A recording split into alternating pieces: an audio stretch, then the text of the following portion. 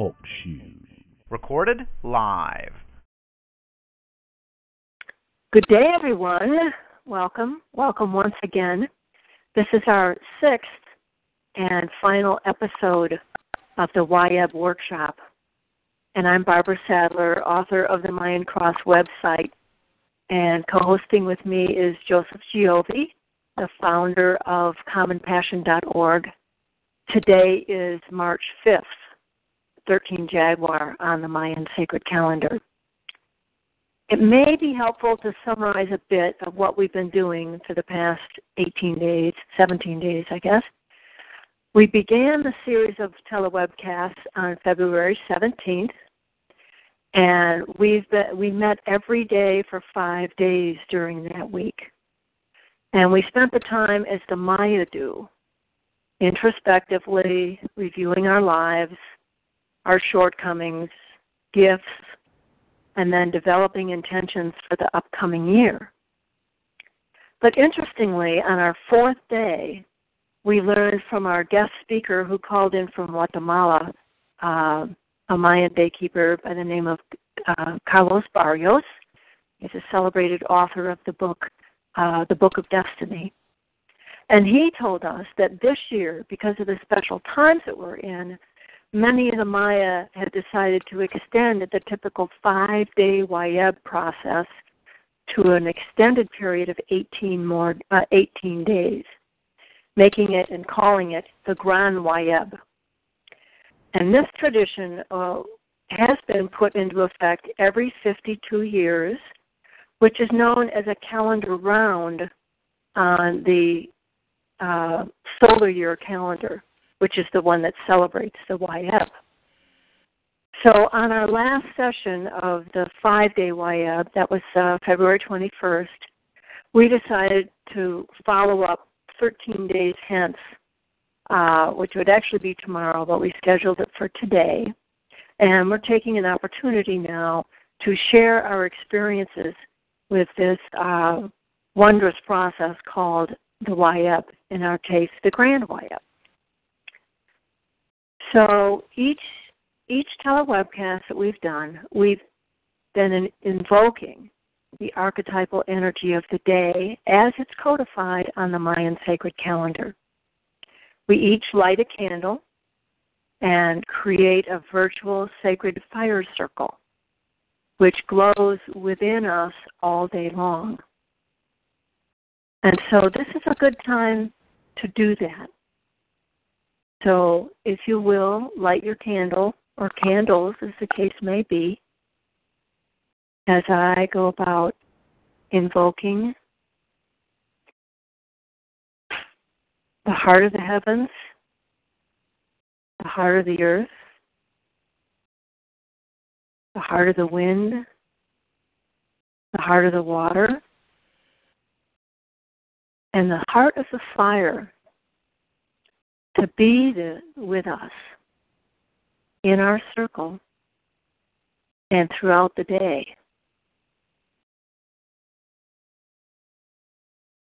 We ask that the first 4 grandparents,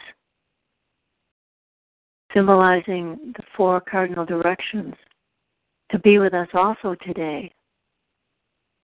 From the east, where the color is red, calling in the west, where the color is purple or black or blue. Then up in the north, where the color is white,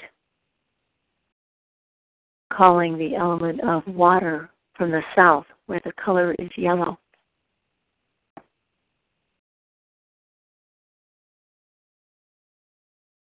And we also ask our ancestors, sacred beings,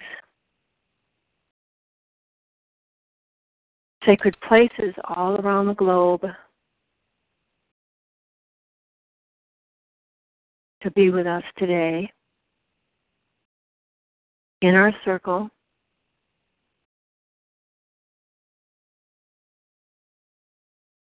And of course, we ask a how. We thank a how for the energy of this day on the Mayan sacred calendar, which is 13 Jaguar. 13, pronounced Ojlahu, by the Maya, is the highest number in the cycle, the numeric cycle of the sacred calendar. And this energy carries the enthusiasm of movement towards, of evolution towards the highest level and the greatest good. It's that readiness. It's that spark of energy that brings us to the next cycle. It's ascendance and discovery and success. And coupled with that is this wildly magical energy of the jaguar, the queen of the jungle. That earthly energy that fuels all creative expression. This is the energy of the shaman, and it's characteristically intelligent, crafty and cunning, and strong, with a stealth and flexible ability to maneuver in order to manifest in all worlds.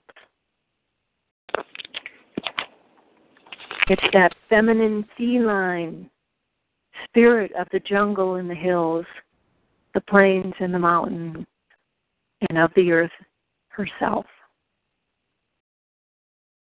And like a cat with 9 lives, this is a strong, surviving energy who gives thanks and appreciates this life-giving force from our dear Mother Earth.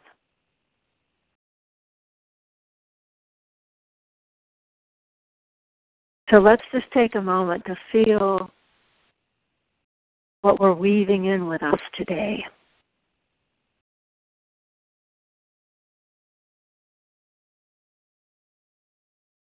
Take a moment to soak it in. Infuse your energy with all of this that's sacred.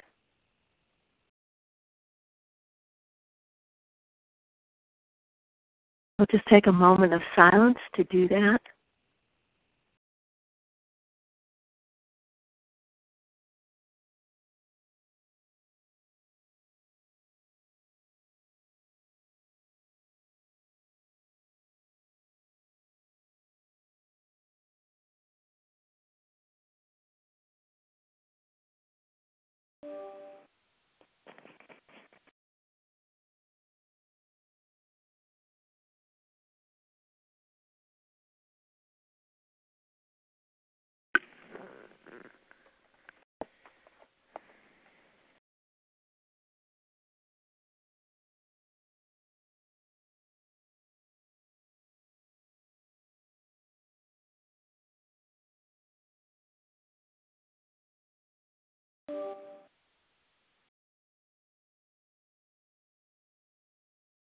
Thank you, Ahau. Thank you, Mother, Father, God, for bringing all of this awareness and love. It feels very amplified today, and we so appreciate that. We so know how important it is for us.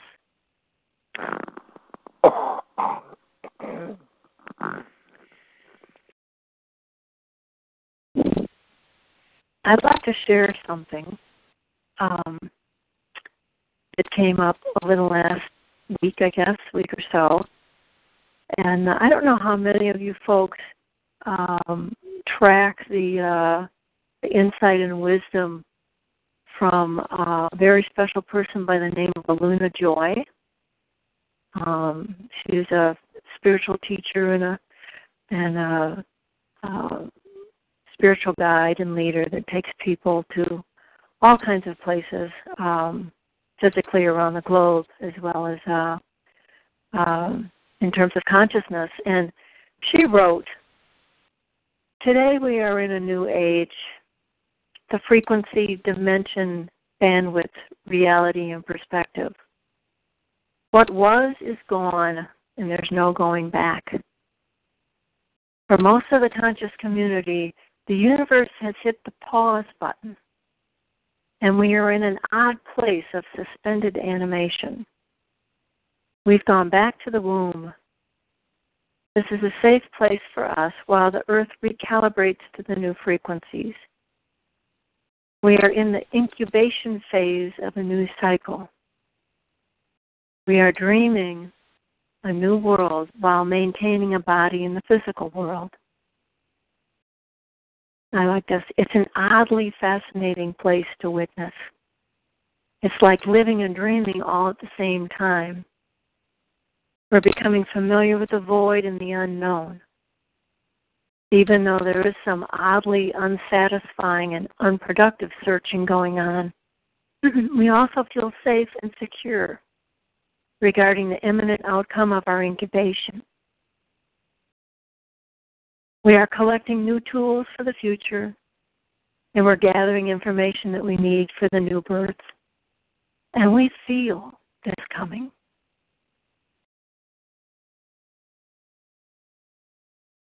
And I resonated with that, particularly in light of the Wayeb process and the fact that we extended the Wayeb process.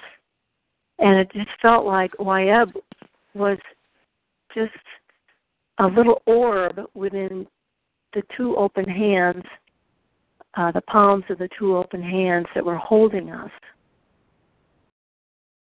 And so today, which is the final day of the Grand Wayeb process, is a good day to take stock on everything that's happened since February 21st, and take one more look at your life and your intentions, your Mayan cross, double check, triple check in terms of what are your dreams, what are the dreams you've given up on, what may be stopping you from realizing these dreams.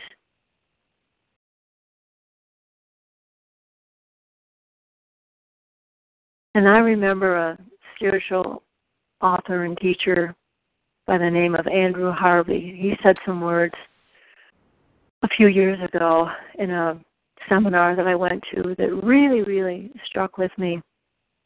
And we've talked a lot about how, we've been working on our own clearing and our own cleansing, and we know how this affects everything around us. That all sentient beings, the earth itself, it affects the universe. Everything that we do for ourselves is connected with everything else.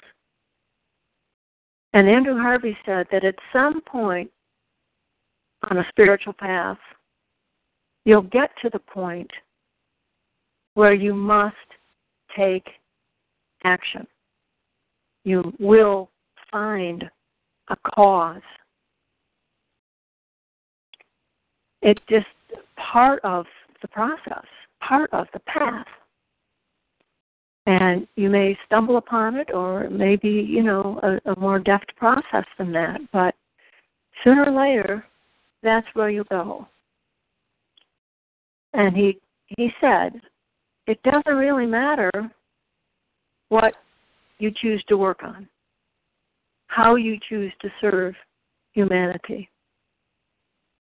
What does matter is that whatever it is that you choose, the mere thought of it must shake you to your soul. And if that is what has come for you, then you found the right thing. You found your true purpose for this lifetime. So we're going to be talking, I'd like to include that kind of notion in whatever intentions you fine-tune today so that we can begin the the brand new year and a brand new 52-year cycle tomorrow with a well-crafted, well-thought-out, well-felt sense of our direction.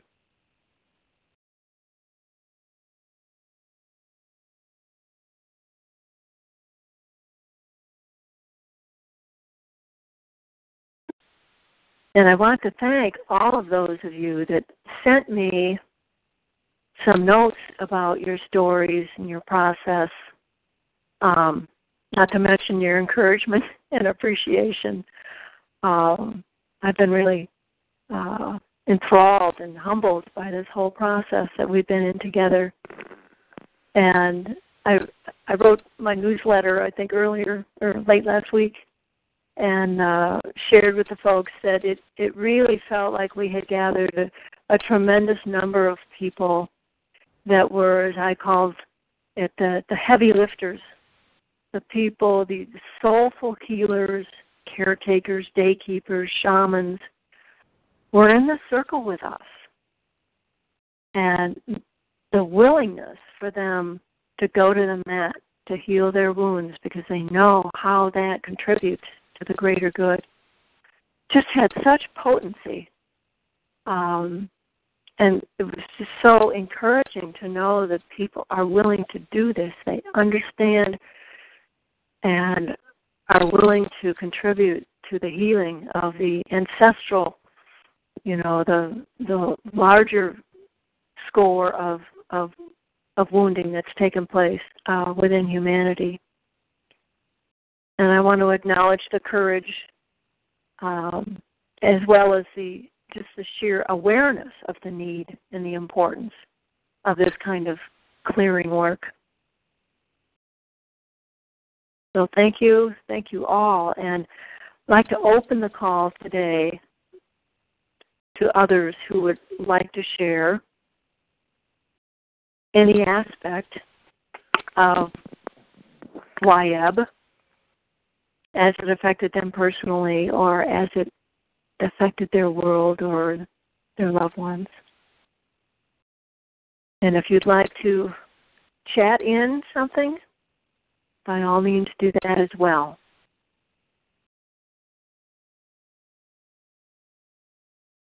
So do we have anyone who'd like to contribute on this front?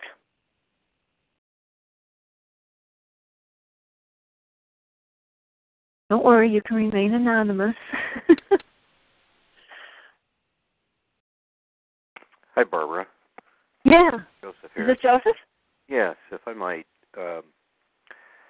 offer a few thoughts on the whole process and also kind of the moment in time that you're reflecting on that Aluna has written so eloquently on. I'm also noticing,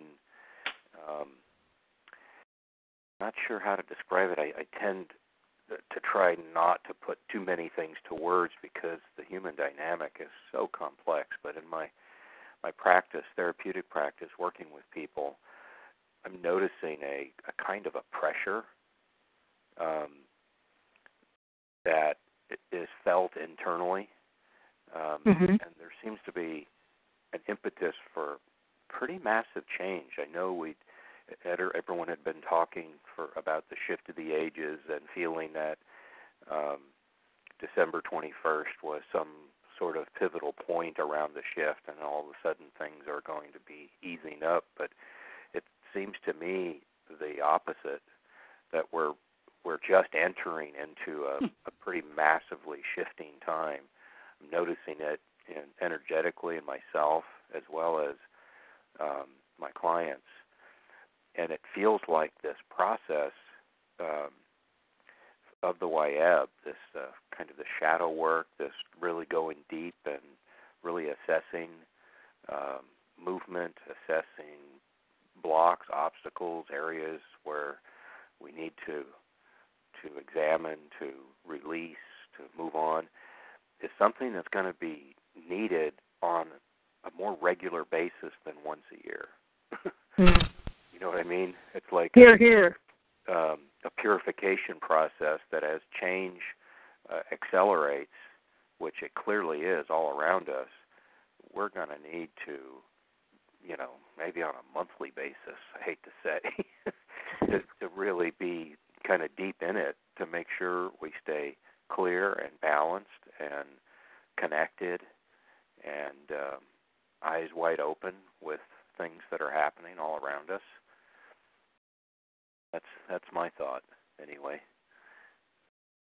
Well, this is Mayani, and I'd like to share with you, Barbara and Joseph, I feel very strongly compelled that it would be the greatest blessing to bring about a monthly mini one-day, perhaps meditation for that which to draw all of these beautifully dedicated light workers who have been doing their clearing and their work and feeling so deeply, to draw them together in the cause of Mother Earth, which she most requires at any given moment, because we're recalibrating so fast. And I just think it would be a very, very powerful thing if you could bring together a once-a-month call just to address whatever are the great issues where we can all bring our love to bring a global meditation shift.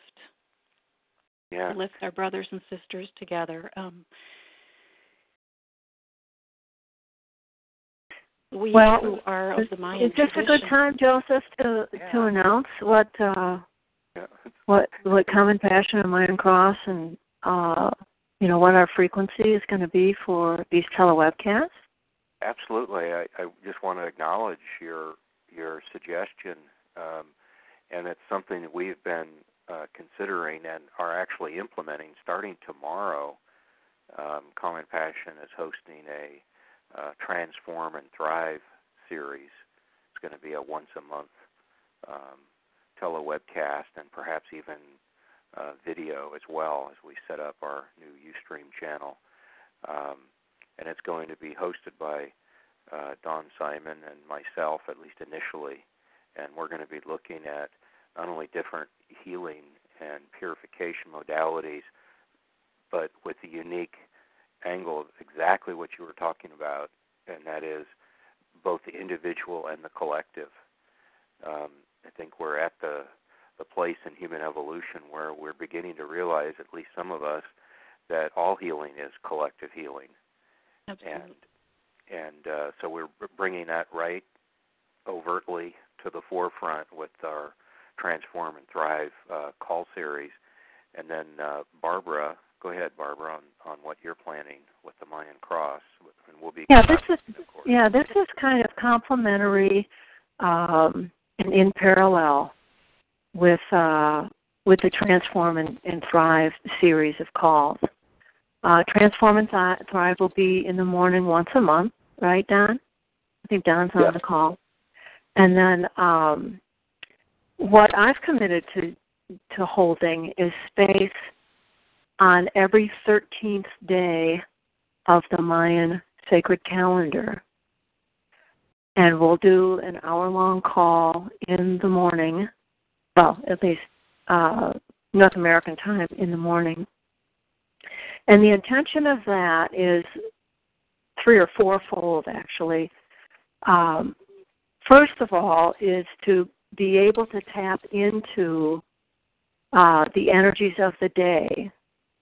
So for those people that want to augment their own personal understanding of the Mayan sacred calendar and how to live the calendar as the Maya do, this is a way to support and augment your understanding. And we'll work with the day's energy, but I also thinking of it as a community call. So I get lots of questions, people that want to understand more about their Mayan cross, about Mayan cosmology, about the day signs and compatibility, how to use the cross to help you effectively navigate your life so that you stay on course, discover perhaps, and then stay on course with your soul's purpose. So that's every 13 days, which means that in 9 months' time, we will have covered and invoked and experienced each one of the 20 energies of the Mayan sacred calendar. And I believe I've got some dates. And the next call, or the first one of these calls, would be Tuesday, March 19th. And that is a 1 seed day. So every time we have a 1 day on the Mayan sacred calendar this year, we'll have a call. And I'll be communicating this, through all the same mechanisms that we've been using to date. And that runs parallel to what Don and Joseph will be co-hosting during the month. That's great. I think it's going to work in very nicely. Dawn, or if you're on, do you care to say a few things? No, well, thank you. I was just typing up a comment, but basically, for a while before the 12/21 Mayan date, I was seeing that date as a threshold or doorway that we're walking through to create the world that we want to bring into being, both individually and collectively. And so I see it as a tremendous opportunity, but at the same time, I feel that it's really important that we work on ourselves to heal ourselves and transform ourselves, as well as doing it collectively. So whether we're working ourselves, healing, or the example I'd like to use is starting a community organic garden is just one example. It's all part of it, but it is getting increasingly easy to do these things. But I see the word heart keep coming up on the chat, and the key to me is us coming from our heart with compassion for ourselves and each other. And when we do that, there's greater power than ever to create things. On the other hand, when things are created with an element of fear, greed, deceit, cheating, all that stuff, the energetic support for that kind of stuff is disappearing faster than ever. Does that make any sense? Absolutely.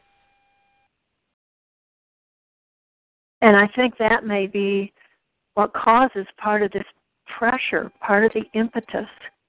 The more that we see truth and love, the more we want to incorporate that in our lives. And it's an expanding process.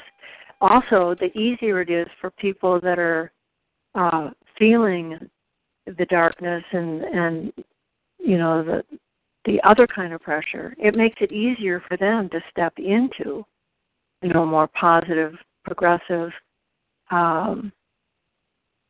potential of themselves.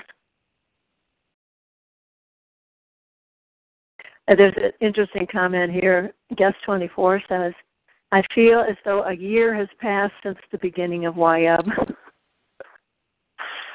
So the whole time... Who is that? No, Joseph here. I saw that comment. I was going to bring that up, but yeah, it does feel like a year since that started. It's almost like, time is continuing to warp. And, if you're in the moment, which I'm suggesting that when you're in the moment more often, to step outside and think of anything out of the moment is like this massive amount of something. And that's why it feels like a year rather than just a couple of weeks. And there's also a number of mentions here about working on root chakra. And that's an interesting piece, because a lot of folks would say that the Occidental world and the Western world has been so much in the upper chakras, and in their heads, that the root hasn't really had an opportunity to take root. So it feels like in order for everything to be illumined, the root chakra really has to be connected and cleared. And that's all the familial stuff, right? That's why we keep talking about ancestral baggage. But that's also where the heavy lifting is, in my opinion. Yes, Maria was saying she had a workshop on Sunday. All participants have noticed very deep shifts around the root chakra, fears lifting, more acceptance of the process.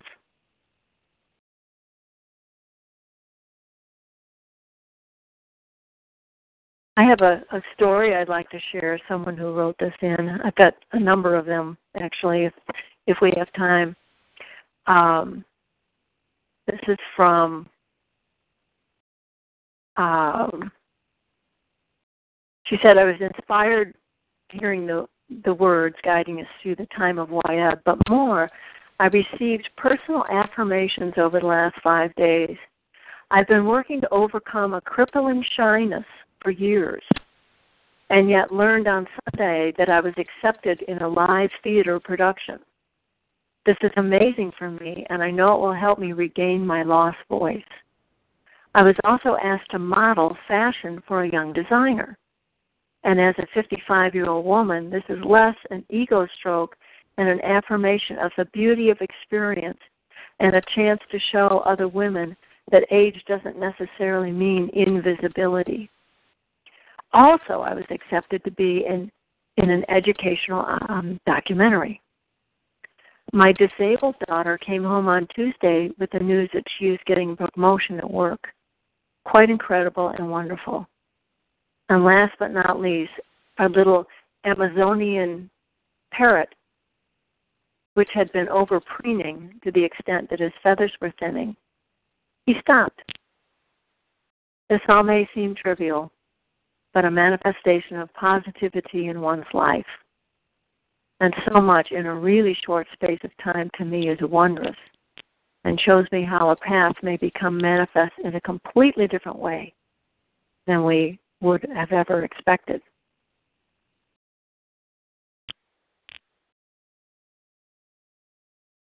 So that was just in a 5-day process.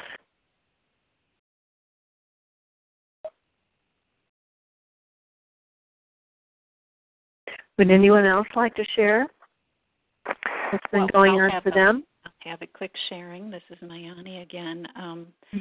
I really want to thank you for all of your wonderful, personal, practical, great sharing and helping and mentoring people to both you, Barbara, and Joseph and Don.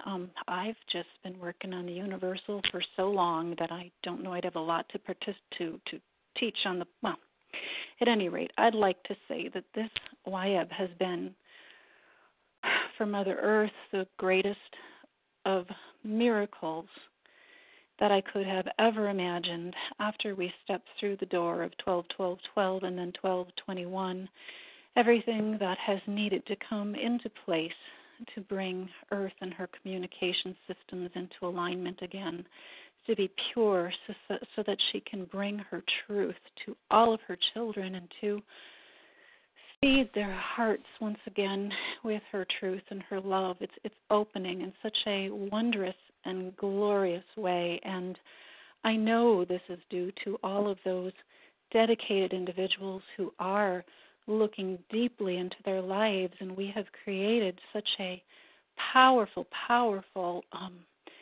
just source of power for Mother to do her work and to be able to give back by everyone being dedicated and moving together again. And it has by far, in all of my long years of earth work, it's unspeakable what has been accomplished, because so many people are coming home to do their individual work, and as it has served the universal. So I just want to say thank you to everyone who has done this work, and thank you to our great Mayan family who are coming together again from all points around the globe joining in one as a family of light in a circle of fire to ignite the truth, the real truth of the heart of Earth to come and move through us all once again. And I feel in my personal process that things are moving so quickly that the fears that once were gripping us all so tightly are really releasing faster than ever, and that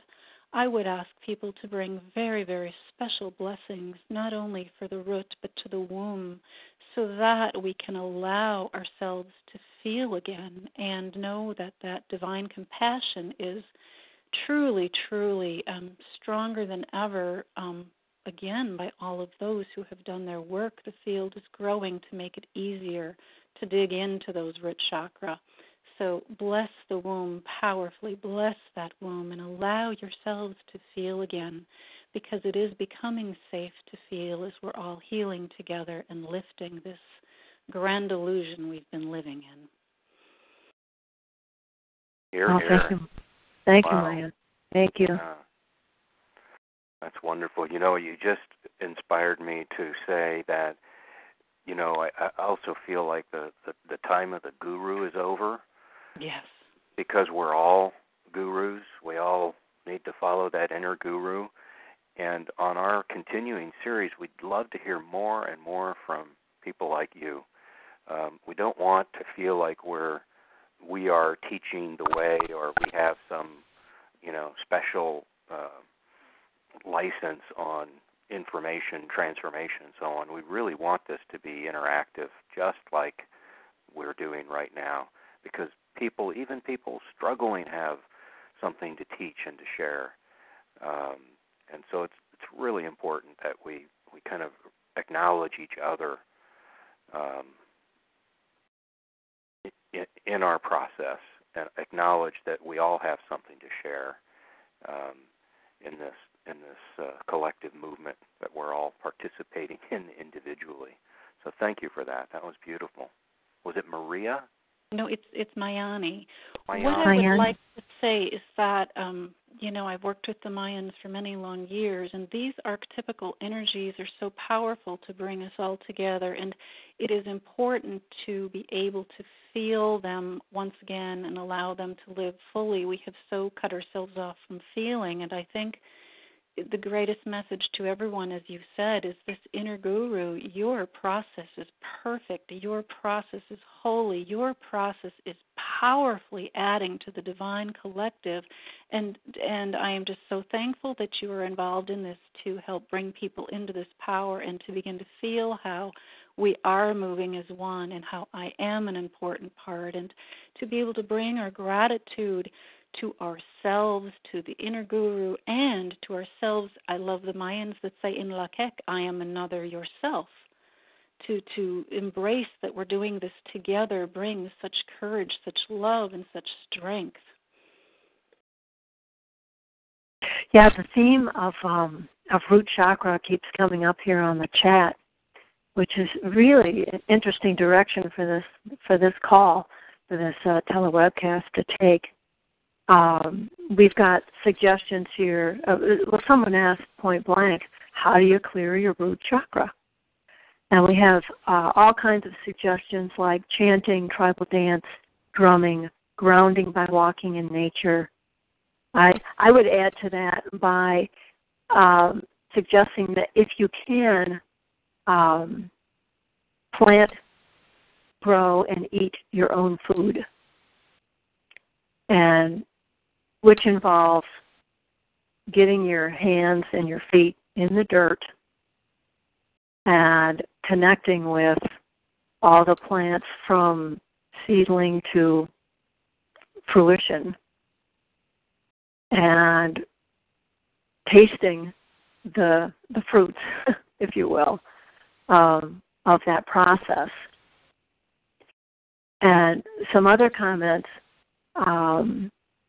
regarding root chakra is to visit the sacred places where you can feel enveloped by, not just standing on top of the earth, but feeling enveloped by the earth, like in a cave or underwater, And then lastly, I'd like to add, at least lastly from my perspective, that connecting to root chakra is really important. Clearing it is also very important.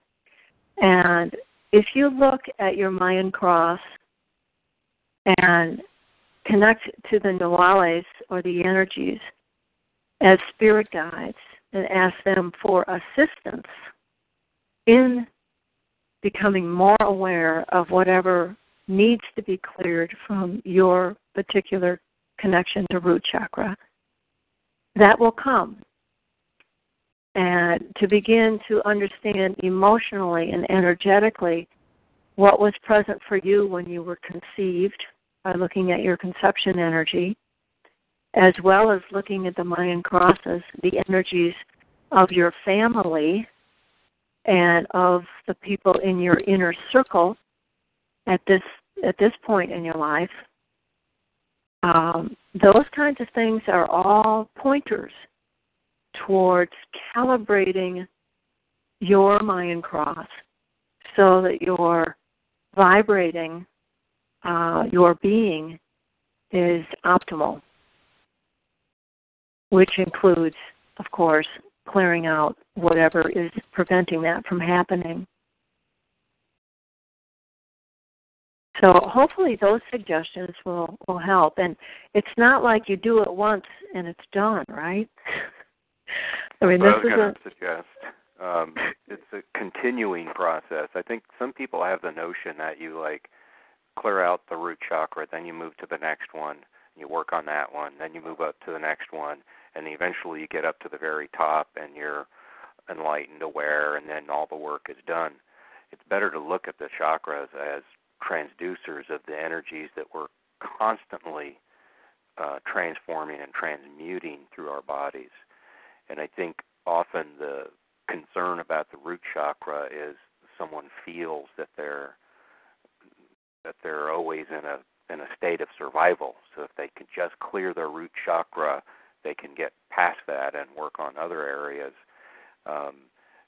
So in addition to what Barbara has offered, and I'm sure many of you on the call have other suggestions, that's the purpose of our community connections once or twice a month with these, is to also recognize the existing abundance all around us. It's often structures in consciousness that individually and collectively that limit us from seeing the splendor, the magnificent beauty and abundance that's all around us. And that too, that shift in consciousness, shift in perception, is also a clearing of the root chakra.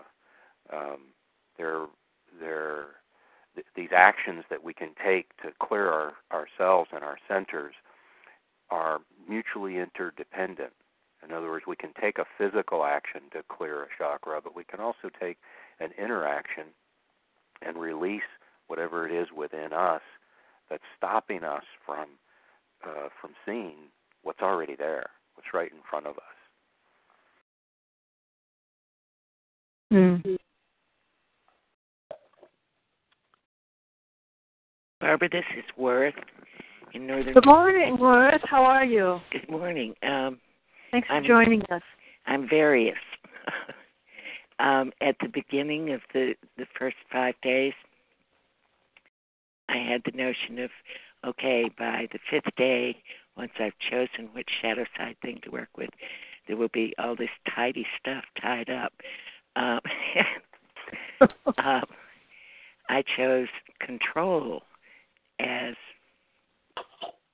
the demon to work with, which turned out to be a very large choice because all these other things, I think I sent you a note that said it turned out pretty quickly. Control sits in the big chair with all these other things like fear and perfectionism and judgment, sitting around its feet waiting for more instructions. And it has not been a tidy process, and I was very grateful for the extra 13 days thinking, well, by then And life circumstances, we live in the Washington area, which is the global epicenter of crazy, and the energetics are particularly intense here. And changes going on with my husband's life and all this stuff happening. I was very grateful for a mantra Spirit gave me some years ago. Do the work and trust the process. Mm-hmm.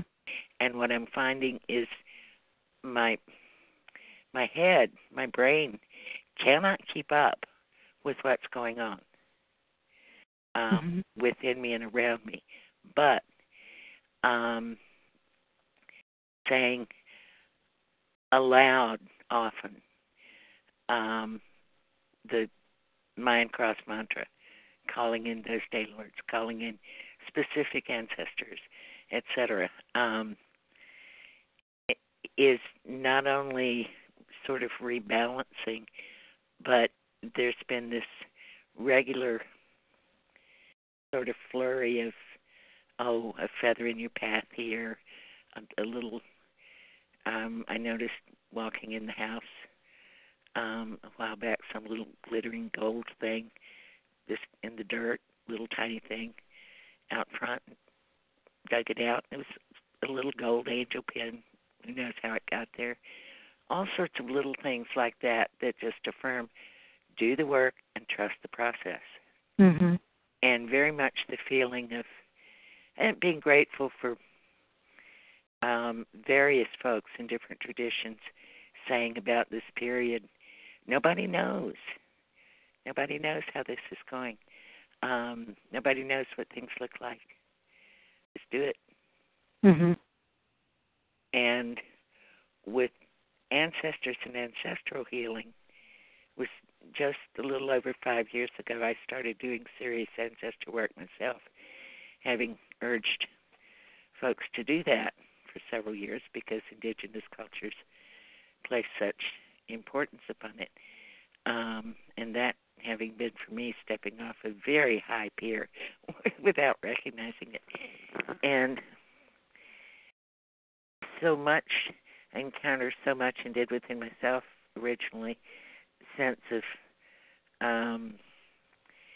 need to forgive, learn, forgive, stern things about your ancestral past. But what I think is really important is recognizing all the gifts that the ancestors who work directly with you on whatever your silver thread is, all the gifts they are holding for you, and working on forgiving yourself for things that are not part of your beauty part. Same for them. Same for them, and it's a process that's all braided in together somehow. Mm-hmm. This Wayeb time, I would not describe it as smooth at all, and I had envisioned it in the first 3 days was able to adhere to this, deep retreat kind of time, and then everyday reality said hello, and kept bringing new things to process. But it's certainly swift seas. Yeah. Well, I'd like to. So much. Listening to you, Worth, always makes me laugh. I just love the way you put things, like stepping off a high pier. And the other component, besides realizing the sludge, as I call it, that has to be cleared, and the gifts that we do have within us and available to us. One of the key things that I really happened upon is that throughout all of this heavy lifting,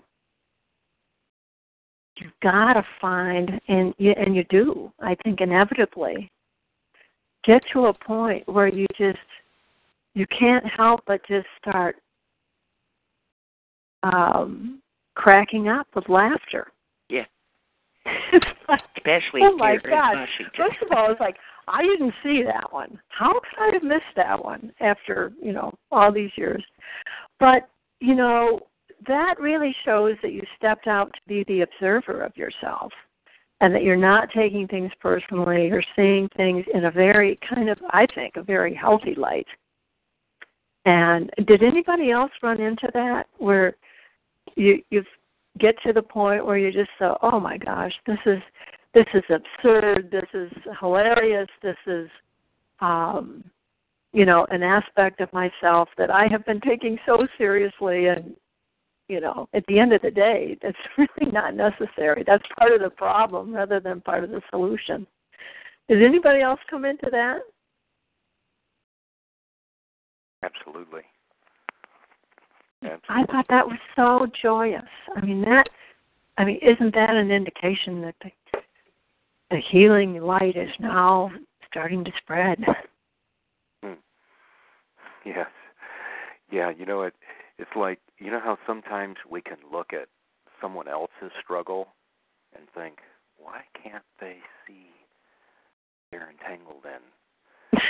But when you step out of your own stuff and detach yourself from it, and you see yourself in that light, that's where it's like can be pretty comical. And in that moment, there's like the energy discharges around it. Yeah. Yeah, an OH composter. That's another tool. Laughter. Thank you. Absolutely.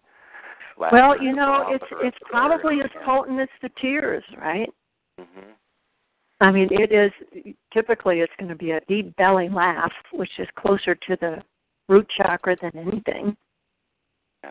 And I had an instance where I was bemoaning my predicament, and a friend said, no, it's karma, it's definitely a case of karma. But think about it this way. Your experience was actually a version of karma light. And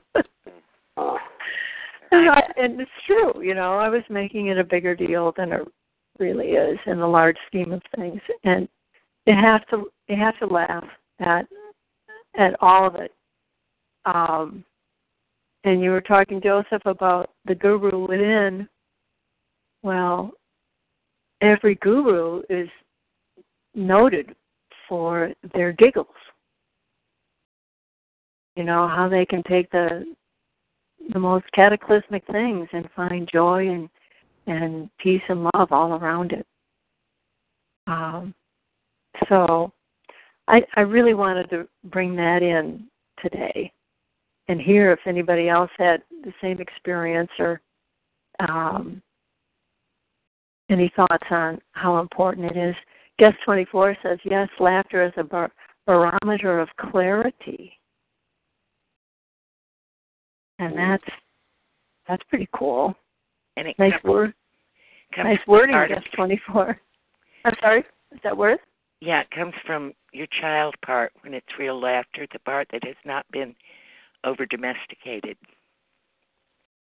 Martine Prechtel talks about the over-domestication of the wild indigenous soul. The one other thing I wanted to add was is this wonderful Sadi. He was either 100 years before or 100 years after Rumi, poet, Persian poet, who said, the world is not a courtroom. There is no judge, no jury, no plaintiff. This is a caravan of eccentric beings telling wondrous stories about God. That's beautiful. Leave it to Rumi. A caravan of what? Eccentric beings telling wondrous stories about God. I like the caravan. Sometimes it feels like that. Well, it's a good image to carry with us. Yeah. Rumi is really so nice. expert at bringing that kind of personalness to our cosmic journey. The quote you just offered there just reminded me of something else he says that is always with me. It's we who make wine drunk. Yes. It's we who make wine drunk. And wow, that is such a powerful insight. You know, you would look at everything we do in our lives that way. So it's like the ultimate responsibility for one's experience. Mm-hmm. Barbara? Yes. It's Don. Hey, Don. I would just like to make one more comment, but this is just repeating something you said one or two calls ago. You said one of our great challenges is to see everything from a higher perspective, whether it's on an individual or a collective basis. Mm-hmm. Well, that's a perfect lead-in to how I wanted to kind of close out the call today, Don. And it's a segue into tomorrow's energy. Because today is 13 Jaguar on the Mayan sacred calendar. And tomorrow, which begins the new year of the Grand Wayeb of the 52-year cycle, is one eagle or one bird. And so we're beginning anew, and we're going to have this energy fueling these intentions and creations for our lives, not only over the next calendar year, but also the next 52 years. So one energy, of course, is the beginning. It's the Big Bang energy of all possibility, all creation. And then the eagle is the Nawal, is the archetypal energy that is the intermediary between the heavens and earth. And the eagle, as the Nawal, has this gift of being able to soar way above the earth and have this grand, expansive perspective of what's going on below. So it's got the big picture and also the ability to look down, zero in, laser beam focus on an item. In typical notion, it's the eagle's prey, and being able to swoop down and nail it from a micro-focus perspective. Whether it's an eagle coming down to pick up a big snake hanging on a branch, or a robin flittering down to get a worm that's actually underground and pulling it up for its meal. That is the energy that we'll be working with. That will be the energy that is going to be influencing this next 365-day cycle. So it does help us see the big picture. It helps us get very clear, very precise with what it is we need to do with this expanded worldview, expanded sense of who we and everybody else are. So Free Heart Song says, wow, goose pimples energy to me now. Well, we call them those God bumps, right? Free Heart Song in her prior post says, in the laugh we hug our shadow. What a beautiful sentiment. And I would love to suggest that we close this call with laughter as we hug our shadow and invite it actively into our lives. Once you're done with the announcements, Barbara, that would be wonderful. Well, we've kind of already made the announcements. We've got Don's call. Don and Joseph and I actually will be on the launch, the maiden voyage of the Transform and Thrive series of telewebcasts that will be held. That is at 6 p.m. Pacific, 9 p.m. Eastern. And they are always recorded, of course, so if you can't make it live, be sure to listen to the recording afterwards. And that'll be on the Common Passion call series, not the Common Passion, which has a different call ID. And can you refresh my memory on the call ID so everybody has it handy? It's 36237 pound. Yeah. 36237. So you go to TalkShoe, search for call ID 36237 pound, and then you're in. And it's always helpful if you get a TalkShoe account. It's free. This way you can put a screen name up there, and we can refer to you other than guest 15 or guest 2 or guest 50. We're happy to have you any way you can join us. And so you know when you log in online, you can just chat. You can't speak. Oh, you can speak. We just can't hear you, actually. But you can always chat, sign in online with your account or as a guest, and call in is the best way to do it, because then you get to see everyone's chatting and listen in and talk as well. So I also want to acknowledge Rachel Fry from Vancouver, who's one of the Common Passion Core team, has been on all these calls going back to November, going back 2 years ago, actually. Always holding space, always following up, always keeping things right and flowing and socially networked. So thank you, Rachel, for always being there with us. And I guess that's it, folks. It's been wonderful, but it continues. It sure does. Yes. And my sense is it's going to continue with a wide group of pretty grounded, pretty happy, pretty committed people. And I want to thank you and honor all of you for participating with heart over these last 18. Tomorrow will be the 19th day. So thank you very, very much. Yes, thank you all. And we'll see you tomorrow night and beyond. All right, everybody. I'll start the laughter because I'm watching the sunrise over the hill by my house here, and it's a beautiful day. It's casting a shadow on my little dog who's eager for me to take her out for a hike. So, love the day. Love the day. Welcome, everybody. Thank you. Love you all. You, God bless. Good. On the chat, I can hear you laughing too. I love the way the Spanish go. J-A-J-A-J-A-J-A. Beautiful day, Hello, everybody. Aloha. Aloha. Spread the word. Take care. Bye. Bye. Bye, everybody. See you soon.